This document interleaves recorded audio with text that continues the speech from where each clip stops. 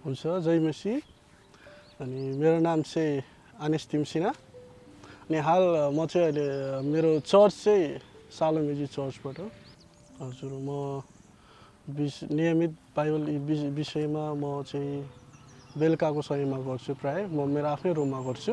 मेरो प्रार्थनाको विषय नियमितमा भन्दाखेरि म बेलुका नै गर्छु प्रायः बाइबल स्टडी। र म किनकि बिहान अरूको सन्दर्भमा अरूले बिहान गर्नुहुन्छ, म चाहिँ प्रायः बेलुका गर्छु किनकि बिहान अलिक धेरै समयसम्म सुतिन्छ त्यो भएर। अनि राति बेलुका चाहिँ म प्रायः वर्सिप गर्नु चाहिँ म आफूलाई रुचाउँछु राति चाहिँ। अनि म त्यतिखेरै म वर्सिप गर्दै अनि प्रार्थनाहरू गर्दै बाइबल स्टडी त्यतिखेर गर्छु। अनि मेरो प्रार्थनाको विषयमा भन्नुपर्दा चाहिँ प्रायः म मेरो आफ्नो लागि, मेरो आफ्नो जीवनको लागि, अनि मेरो परिवारको लागि, अनि चर्चको लागि गर्छु। अब साथीको सन्दर्भमा भन्नुपर्दा चाहिँ मेरो साथीहरू प्रायः क्रिस्चियनहरू नै छन्। प्रायः म नन क्रिस्चियनहरूसँग त्यति धेरै मेरो साथीहरू छन्, तर हाई हेलो जस्तो हुन्छ नि, त्यो क्लोजनेस छैन।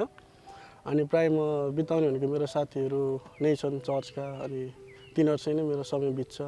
अब यसमा चाहिँ म दुइटै हो, दिने पनि लिने पनि। म दिन्छु पनि, लिएको पनि छु। अनि दिने कुरा गर्दा चाहिँ यस्तो इन्सिडेन्ट छ जहाँ चाहिँ अब मेरो आफ्नै दाइलाई दुबईमा हुँदा उहाँ अप्ठ्यारो हुँदा मैले दिए हो। मलाई गाह्रो भएको बेला, उहाँलाई गाह्रो भएको बेला मसँग पनि थिएन, तर मलाई नराखेर मैले उहाँलाई दिएको छु। अनि लिने कुरामा पनि मैले लिएको छु। गोप्य छ कतिवटा कुरा चाहिँ। मलाई एउटा साथी छ, अनि उहाँले मलाई सहयोग गर्नुभएको छ एउटा समयमा जहाँ चाहिँ मलाई एकदम गाह्रो भएको थियो। त्यतिखेर उहाँले मलाई धेरै सहयोग गर्नुभएको छ। सुसमाचार सुनाउने क्रम कस्तो छ भने प्रायः म आफै चाहिँ भन्दिनँ, अनि उहाँहरूले नै सोध्नुहुन्छ। प्रायःलाई सबैलाई थाहा छ म क्रिस्चियन भनेर। अनि मेरो साथीहरू उहाँ आफैले सोध्नुहुन्छ, अनि सोध्ने क्रममा चाहिँ म उहाँहरूलाई बुझाउँछु। अनि उहाँहरूको प्रतिक्रिया पनि राम्रै हुन्छ। छैन, मैले अहिलेसम्म त्यस्तो शब्दहरू युज गरेको छैन। अनि कसैले बोल्यो भने पनि मलाई अलिक त्यो शब्द चाहिँ अलिक अडै लाग्छ। म आफूलाई नै नराम्रो फिल हुन्छ। मैले चाहिँ अहिलेसम्म बोलेको छैन त्यस्तो शब्दहरू। अहिलेको जेनेरेसनमा चाहिँ एकदम व्याप्त छ यो बोलिने विषयमा, अपशब्दहरू अब गीतहरूमा पनि आइरहेको छ। यो विषयमा तपाईँको धारणा के छ?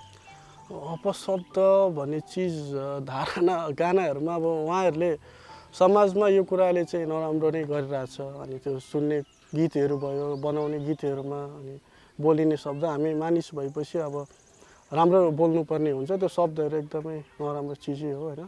त्यसले कसैको व्यक्तित्वलाई नराम्रो ठेस पार्छ। कोही कोही बेला त्यस्तै शब्दहरूले नै अब झैझगडा हुन्छ। अब अस्ति भर्खर इन्सिडेन्टको कुरा गर्दा हाम्रो यहाँ चिनेको साथीहरूको त्यही नराम्रो शब्दले नै गर्दा उहाँहरूको झैझगडा भयो।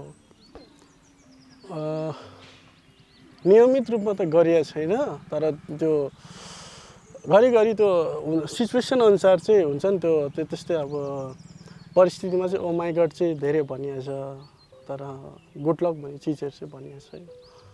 शपथ खाने विषयमा छैन, अहिलेसम्म मैले त्यस्तो शपथहरू खाएको पनि छैन, अनि खाएको छैन।